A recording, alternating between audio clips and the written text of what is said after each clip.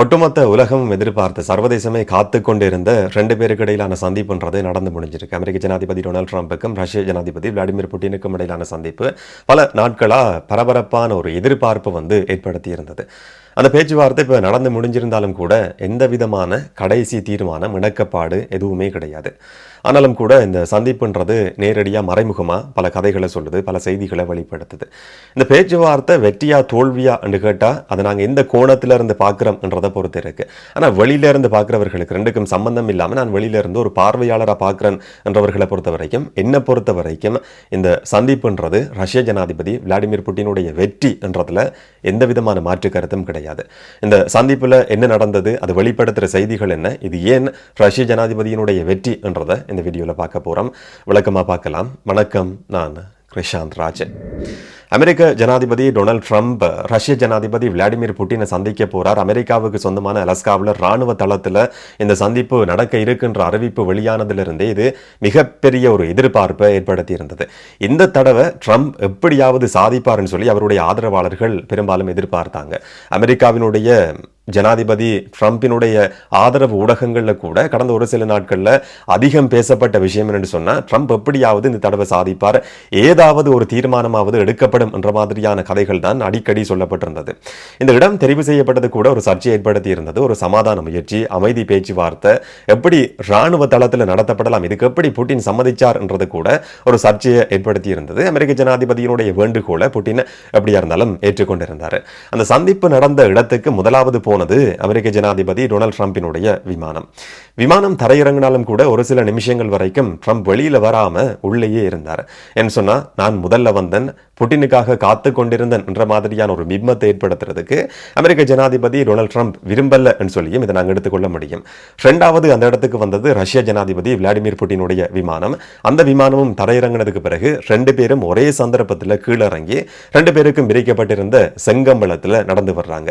அமெரிக்க ஜனாதிபதி Donald Trump நடந்து வரும் போது ஒரு புள்ளியில போய் நிற்கிறார், ஒரு இடத்துல போய் நிற்கிறார்.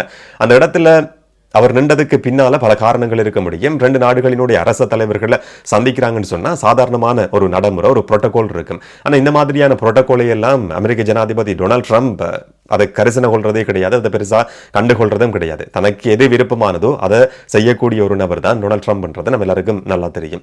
ஆனா ஒரு இடத்துல ஒரு புள்ளியில போய் ட்ரம்ப் நிற்கிறார். ஒரு சந்தர்ப்பத்தில் புட்டின் அப்படியே நடந்து வந்து கொண்டிருக்கிறார். அப்ப புட்டின் தான் அமெரிக்க ஜனாதிபதி டொனால்ட் ட்ரம்பை நோக்கி நடந்து வந்தார், இவர் முன்னுக்கு போகல என்ற மாதிரியான ஒரு செய்தியை மறைமுகமா சொல்றதும் அதனுடைய நோக்கமா இருக்க முடியும். 2 பேரும் சந்திச்சதுக்கு பிறகு முதலாவது 2 சந்தர்ப்பங்கள்ல 2 பேரும் கைலாகு கொடுத்து கொள்றாங்க. முதலாவது கைலாகு கொடுத்ததும் புட்டின் ஏதோ ட்ரம்பினுடைய காதுக்குள்ள ரகசியமா ஒரு விஷயத்தை சொன்னார். அவர் என்ன சொன்னார் என்றது இதுவரைக்கும் நமக்கு தெரியாது, அந்த 2 பேருக்கு மட்டும்தான் தெரியும். ஆனா அவர்களுடைய உடல் மொழியை பார்க்கிற நேரத்தில் 2 பேருக்கும் இடையில நீண்ட காலமா இருந்து வரக்கூடிய அந்த நட்பு வெளிப்பட்டதுன்னு சொல்லியும் சொல்ல முடியும். நான் நேற்றைய வீடியோலையும் சொல்லியிருந்த மாதிரி, என்னதான் வெளி உலகத்துக்கு ரஷ்யாவுக்கு எதிரான, புட்டினுக்கு எதிரான ஒரு நபர் மாதிரி ட்ரம்ப் தன்னை காட்டிக்கொள்றதுக்கு முயற்சி எடுத்தாலும் கூட உள்ள 2 பேருக்கும் இடையில ஒரு நல்ல நட்பு இருந்து வருது. அதை இந்த உடல் மொழியும் வெளிப்படுத்தி இருந்ததுன்னு சொல்லியும் நாங்கள் எடுத்துக்கொள்ள முடியும். 2 பேரும் அப்படியே நடந்து வரும் போது 2 பக்கமும் அமெரிக்காவினுடைய போர் விமானங்கள், F-22 போர் விமானங்கள் நிறுத்தி வைக்கப்பட்டிருந்தது. இது அமெரிக்காவினுடைய ராணுவ வலிமையை எடுத்து காட்டுற மாதிரியான ஒரு செயற்பாடுன்னு சொல்லி அமெரிக்காவினுடைய ஊடகங்கள்ல பேசப்படுறதையும் பார்க்க முடியுது. ஆனா இது ஒரு ராணுவ தளம் என்றதும் இங்கே கவனிக்க வேண்டியது. 2 பேரும் செங்கம்பளத்தில் அப்படியே நடந்து வரும் போது B-2 போம்பஸ், B-2 போர் விமானங்கள் மேலால் அப்படியே பறந்து போகுது. இந்த விமானங்கள் நம்ம எல்லாருக்கும் ஞாபகம் இருக்கு, ஈரான் மேல ஒரு தாக்குதல், அணுசக்தி தளங்களை தாக்குறதுக்கு அமெரிக்கா பயன்படுத்துறது இந்த B-2 போம்பஸ் தான். அந்த B-2 போம்பஸ் 2 பேரும் நடந்து வரும்போது அப்படியே மேலால பறந்து போகுது. ரஷ்ய ஜனாதிபதி விளாடிமிர் புட்டின் இப்படியே பார்க்கிறார், ஆச்சரியத்தோட பார்க்கிறார். அதுக்கு பிறகு பெருசா கண்டுகொள்ளாத மாதிரி சிரிச்சு போட்டு அப்படியே நடந்து வர்றார். ட்ரம்பும் தனக்கு எதுவுமே தெரியாத மாதிரி, ஓ விமானம் இப்படி பறந்து போகுது என்ற மாதிரி அவரும் கூட பார்த்திருந்தார். இப்படி கைதட்டினதையும் பார்க்க முடியுது. புட்டின் இறங்கி வந்த சந்தர்ப்பத்திலையும் கூட அமெரிக்க ஜனாதிபதி டொனால்ட் ட்ரம்ப் இப்படி கைதட்டி தான் அவர் வரவேற்றிருந்தார். 2 பேரும் நடந்து வர்றாங்க. கடைசியா ஒரு புள்ளியில 2 பேரும் நின்றதுக்கு பிறகு அந்த சந்தர்ப்பத்திலையும் 2வது தடவையா அமெரிக்க ஜனாதிபதி ரஷ்ய ஜனாதிபதி விளாடிமிர் புட்டினுக்கு கைலாக கொடுத்துக் கொள்றார். முன்னுக்கு கொஞ்சம் தூரத்தில் ஊடகவியலாளர்கள் நிற்கிறாங்க. பல கேள்விகள் கேட்கப்பட்டிருந்தது. எப்படி நீங்க அமெரிக்க ஜனாதிபதி ட்ரம்பை நம்புறீங்க என்ற மாதிரியான கேள்விகள் புட்டினை நோக்கி முன்வைக்கப்பட்டிருந்தது. எப்ப இந்த மனித படுகொலைகளை நீங்க நிறுத்த போறீங்கன்ற மாதிரி கடுமையான தொனிலையும் சில ஊடகவியலாளர்கள் கேள்விகளை முன் வச்சிருந்தாங்க. ஆனா எந்த கேள்விகளுக்கும் ரெண்டு பேருமே பதில் சொல்லல. தனக்கு கேட்காத மாதிரி இப்படி கேட்காத மாதிரி அவர் காதில் இப்படி கை வச்ச மாதிரியான ஒரு போட்டோ, ஒரு வீடியோ வெளிவந்திருந்ததையும் கூட அந்த இடத்துல பார்க்க முடிஞ்சது. அது இன்னைக்கு சர்வதேச அளவிலையும் வைரலாகி இருக்கிற ஒரு போட்டோவா மாறி இருக்கு. இந்த நடந்து வந்து ஊடகங்களை எதிர்கொண்டு எந்த விதமான கேள்விகளுக்கும் பதில் சொல்லாம அப்படியே ஒரு வாகனத்தை நோக்கி ரெண்டு பேரும் நடந்து போறாங்க. பொதுவா இந்த ரெண்டு பேரை பொறுத்த வரைக்கும் தனித்தனி வாகனங்கள்ல தான் போவாங்க. ரஷ்யாவில இருந்து புட்டினுக்காக கொண்டு வரப்பட்ட வாகனம் இருக்கும். ரஷ்யாவினுடைய இலக்க தகடு அதுல பொருத்தப்பட்டிருக்கும். அந்த வாகனத்துல புட்டின் போவார். பேச்சுவார்த்தை நடத்தப்பட்ட இடத்துக்கு அவருடைய பாதுகாப்பு தரப்பு அவரை வளமையா கூட்டி போகும். ஆனா இந்த சந்தர்ப்பத்தில் நடந்திருக்கிற பேச்சுவார்த்தையை பொறுத்த வரைக்கும் அமெரிக்க ஜனாதிபதி டொனால்ட் ட்ரம்பினுடைய அவருடைய சொந்த வாகனம் கிடையாது.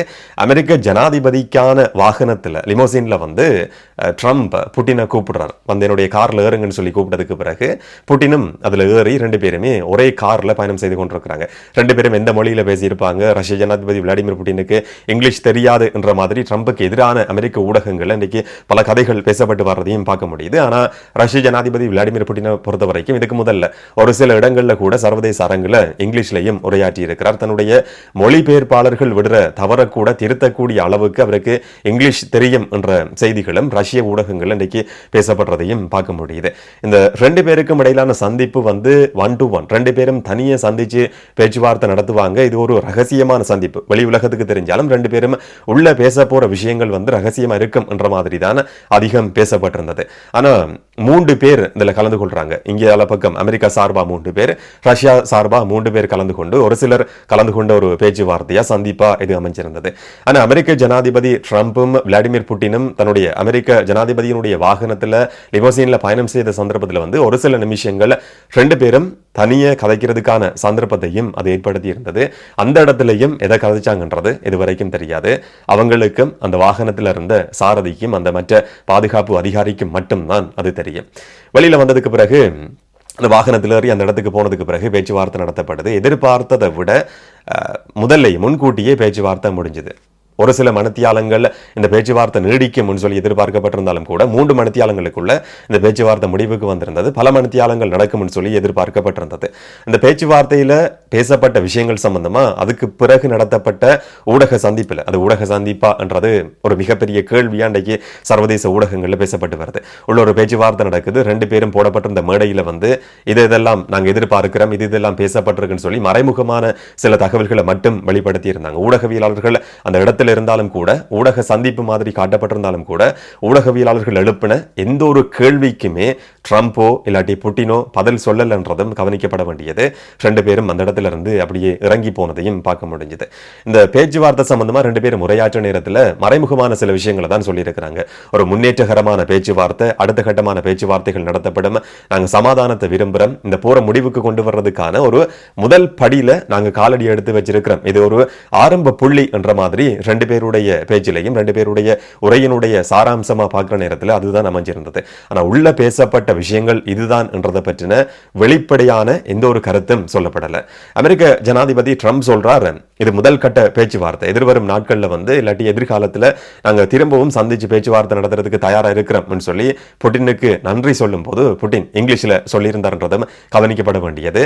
நெக்ஸ்ட் டைம் நாங்க ரஷ்யாவில் மாஸ்கோவில் சந்திப்போம் என்ற மாதிரி ஒரு விஷயத்தை வந்து சுருக்கமா சொல்லியிருந்தார். அதுக்கு அமெரிக்க ஜனாதிபதி சொல்றாரு, இது வந்து சுவாரஸ்யமானது, உங்களுடைய கோரிக்கை இல்லாட்டி நீங்க சொல்ற விஷயம் வந்து இன்ட்ரெஸ்டிங், ஒரு சுவாரஸ்யமானது, ஆனா அதுக்கு நான் சம்மதம் தெரிவிப்பனா இருந்தா அது எனக்கே வந்து பேக்ஃபயர் ஆகலாம் என்ற மாதிரி ஒரு விஷயத்தை அவர் சொன்னதையும் பார்க்க முடிஞ்சது. எனக்கு எதிரான ஒரு கருத்துக்களை வந்து அது ஏற்படுத்த முடியும் என்ற மாதிரி அவர் சொல்லியிருந்தார்.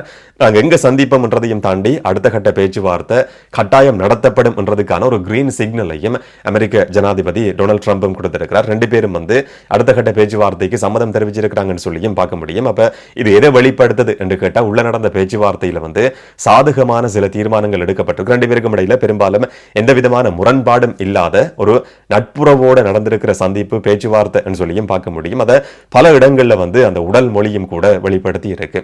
இந்த சந்திப்புக்கு பிறகு உள்ள நடந்த விஷயங்கள் சம்பந்தமா அமெரிக்க ஜனாதிபதி டொனால்ட் ட்ரம்ப் விளாடிமிர் ஜெலன்ஸ்கியை தொடர்பு கொண்டு யுக்ரைன் ஜனாதிபதியை தொடர்பு கொண்டு தனியாக 2 பேரும் கிட்டத்தட்ட ஒரு மணித்தியாலம் கதைச்சிருக்கிறாங்க. அதுக்கு பிறகு ஐரோப்பிய நாடுகளினுடைய தலைவர்கள், நேட்டோ உறுப்பு நாடுகளினுடைய தலைவர்களுக்கும் இங்கே நடந்த சந்திப்பில் இதெல்லாம் நான் கதைச்சிருக்கிறேன், ஒரு முன்னேற்றகரமான பேச்சுவார்த்தை என்ற மாதிரி ட்ரம்ப் தெளிவுபடுத்தி இருக்கிறார் என்ற செய்தியும் வெளிவந்திருக்கு. இந்த பேச்சுவார்த்தை வெற்றியா தோல்வியா, அப்படியா இருந்தால் யாருடைய வெற்றி யாருடைய தோல்வி என்று சொல்லி இருக்கு. அமெரிக்காவுக்கு சார்பான நபர்களை பொறுத்த வரைக்கும் இது அமெரிக்காவினுடைய வெற்றி, ரஷ்யாவுக்கு சார்பான நபர்களை பொறுத்த வரைக்கும் இது ரஷ்யாவுக்கான வெற்றி. ஆனால் வெளியில இருந்து ரெண்டுக்கும் சம்பந்தம் இல்லாமல் வெளியில இருந்து பார்க்கிறவர்களை பொறுத்த வரைக்கும், என்ன பொறுத்த வரைக்கும் இந்த சந்திப்பு என்றது ரஷ்ய ஜனாதிபதி விளாடிமிர் புட்டினுக்கான வெற்றி என்றதுல எந்த விதமான மாற்று கருத்துமே கிடையாது. ஏன்னு சொன்னா ட்ரம்பினுடைய எதிர்பார்ப்பு எல்லாமே ஏதாவது ஒரு விஷயத்தை சாதிக்கலாம் என்ற மாதிரி இருந்தது. ஒரு தீர்மானத்துக்கு வர முடியும், வெளியில வந்து தன்னொரு உலகத்தினுடைய சமாதான தூதுவராக காட்டிக்கொள்ள முடியும் என்ற மாதிரியான எதிர்பார்ப்போடு தான் அவர் இந்த பேச்சுவார்த்தையில கலந்து கொண்டிருந்தார். அது கடைசி வரைக்கும் நடக்கவே இல்லை. ரஷ்ய ஜனாதிபதி விளாடிமிர் புட்டினுக்கு வந்து ICC சர்வதேச குற்றவியல் நீதிமன்றம் ஒரு அரெஸ்ட் வாரண்ட், ஒரு பிடியாணையை பிறப்பிச்சிருக்கு. அவர் சட்டத்தின் பார்வையில வந்து ஒரு சர்வதேச போர்க்குற்றவாளி. இந்த வீடியோ பார்க்குற நீங்க வந்து ரஷ்ய ஜனாதிபதி விளாடிமிர் புட்டினுடைய ஆதரவாளராக சில நேரங்களில் இருக்க முடியும். ஆனால் சட்டத்தின் பார்வையில், சர்வதேசத்தின் பார்வையில், இல்லாட்டி ICC என்று சொல்லப்படுற சர்வதேச குற்றவியல் நீதிமன்றத்தினுடைய பார்வையில் ரஷ்ய ஜனாதிபதி விளாடிமிர் புட்டின் என்றவர் மனித படுகொலைகளை செய்யக்கூடிய ஒரு நபர், அதுக்கு உத்தரவிட்டவர். இதனால் அவர் ஒரு படுகொலையாளி என்ற மாதிரி அவருக்கு பிடியான பிறப்பிக்கப்பட்டிருக்கு. ICC-னுடைய கட்டுப்பாடுகளுக்கு இணங்கி செயற்படுற மற்ற எந்த நாட்டுக்கு போனாலும், பிரான்ஸுக்கு போனாலும், இல்லாட்டி UK போனாலும், சுவிட்சர்லாந்துக்கு போனாலும் கூட ரஷ்ய ஜனாதிபதி வந்து உடனடியாகவே கைது செய்யப்படுவார். அதனால தான் வெளி உலகத்துக்கு வந்து அவர் போறது கிடையாது. அவர் பெரும்பாலும் போறதுக்கு தெரிவு செய்கிற நாடு வந்து வடகொரியாவை மட்டும்தான் இதுவரைக்கும் இருந்தது. ஆனால் அமெரிக்காவுக்கு ரஷ்ய ஜனாதிபதி போயிருக்கிறார். அங்க ஒரு செங்கம்பள வரவேற்பு கொடுக்கப்பட்டிருக்கு. ஒரு போர் குற்றவாளிக்கு வந்து செங்கம்பள வரவேற்பு கொடுக்கப்பட்டிருக்கிறதுன்றது ஒரு மிகப்பெரிய வெற்றி ரஷ்ய ஜனாதிபதி விளாடிமிர் புட்டினை பொறுத்த வரைக்கும். இதுவரைக்கும் ரஷ்யான்னு சொல்லப்படுற ஒரு நாடு, ரஷ்யாவினுடைய ஜனாதிபதி விளாடிமிர் புட்டின் சர்வதேச அரங்கிலிருந்து ஓரங்கட்டப்பட்டிருந்தார், தனிமைப்படுத்தப்பட்டிருந்தார். ஆனால் இந்த பேச்சுவார்த்தைக்கு பிறகு இப்ப அவர் சர்வதேச அரங்குக்கு வந்திருக்கிறார் சொல்லியும் சொல்ல முடியும். அவருடைய தீர்மானங்கள், அவருடைய செயற்பாடுகள் உலக நாடுகளை பாதிக்குது. இதனால நாங்க கொஞ்சம் இறங்கி போவோம் என்ற மாதிரியான நிலைப்பாட்டில் அமெரிக்காவும் ஐரோப்பிய நாடுகளும் இருக்கு என்ற மாதிரியும் இந்த சந்திப்பில் நடந்திருக்கிற ஒரு சில விஷயங்கள் வந்து அதையும் வெளிப்படுத்துதுன்னு சொல்லி பார்க்க முடியும். அப்ப ஒட்டுமொத்தமா பார்க்கிற நேரத்தில் இந்த சந்திப்புன்றது ரஷ்ய ஜனாதிபதி விளாடிமிர் புட்டினுடைய வெற்றியா பார்க்க முடியும். ஏனென்றால் போர் விமானங்களை நிறுத்தி வச்சு அமெரிக்காவினுடைய பலம் இதுதான், அமெரிக்க ராணுவத்தினுடைய பலம் இதுதான், நாங்கள் நினைச்சா அடுத்த நிமிஷமே உங்க மேல தாக்குதல் நடத்தலாம் என்று காட்டுற மாதிரி F-22 போர் விமானங்கள், B-2 பாம்பர்ஸ் பறந்தது.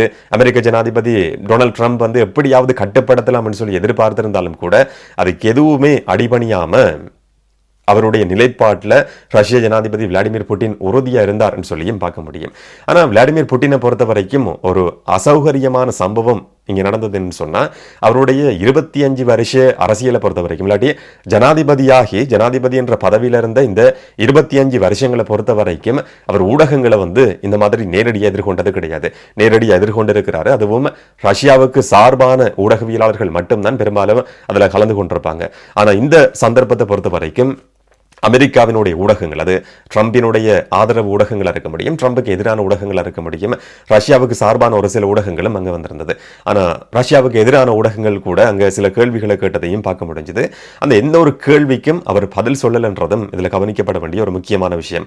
அந்த கேள்விகள் வந்து அவருக்கு ஒரு கோபத்தை ஏற்படுத்தி இருக்க முடியும். ஆனால் அந்த கோபத்தை வெளிப்படுத்தாம சிரிச்ச முகத்தோட கடைசி வரைக்கும் ரஷ்ய ஜனாதிபதி விளாடிமிர் புட்டின் இருந்தார்ன்றதும் ஒரு முக்கியமாக கவனிக்கப்பட வேண்டிய ஒரு விஷயம். ஒட்டுமொத்தமா பார்க்குற நேரத்தில் இந்த சந்திப்புன்றது ஒரு ஆரம்ப புள்ளியா நாங்கள் எடுத்துக்கொள்ள முடியும். அடுத்த கட்ட பேச்சுவார்த்தைகள் எப்போ நடக்கும், எப்படி நடக்கும்ன்றது இது வரைக்கும் யாருக்கும் தெரியாது. ஆனால் அடுத்த கட்ட பேச்சுவார்த்தையிலையும் கூட பெரும்பாலும் யுக்ரைன் ஜனாதிபதி விளாடிமிர் ஜெலன்ஸ்கி 2 பேரோடையும் சமமா இருந்து ஒரு பேச்சுவார்த்தை நடத்துறதுக்கான சந்தர்ப்பம் பெரும்பாலும் உருவாகிறதுக்கான ஒரு சூழல் உருவாகாது. அதே மாதிரி உலகம் எதிர்பார்க்கிற மாதிரி இந்த போர் உடனடியாகவே முடிவுக்கு வர்றதுக்கான ஒரு சந்தர்ப்பமும் இல்லைன்றதையும் இந்த பேச்சுவார்த்தை வந்து வெளிப்படுத்தி இருக்கு. 2 நாட்டு தலைவர்களுக்கும் இடையில சந்திப்பு நடந்து கொண்டிருந்த அந்த சந்தர்ப்பத்திலையும் கூட கடுமையான உக்கிரமான தாக்குதல்களை வந்து ரஷ்யா யுக்ரைன் மேலே நடத்தி கொண்டிருந்தது. ரஷ்ய படைகள் யுக்ரைனை நோக்கி முன்னோக்கி நகர்ந்து கொண்டிருக்கின்ற மாதிரியான செய்திகளும் ரஷ்ய ஊடகங்களில் அதிகம் பேசப்பட்டு வருது. இந்த பேச்சுவார்த்தை ரஷ்ய ஜனாதிபதி விளாடிமிர் புட்டினுக்கான வெற்றி, ஆனால் சமாதானத்தை ஏற்படுத்துறதுக்கான ஒரு ஆரம்ப புள்ளி என்று சொல்லி ட்ரம்ப் சொல்லியிருக்கிறார்ன்றதும் கவனிக்கப்பட வேண்டியது. என்ன நடக்கும் என்றதை பொறுத்திருந்து பார்க்கலாம். இதை பற்றி நீங்க என்ன நினைக்கிறீங்கன்றதை மறக்காம கமெண்ட்ல சொல்லுங்க. இன்னும் ஒரு வீடியோவில் இன்னும் ஒரு தகவலோட சந்திக்கலாம். வணக்கம்.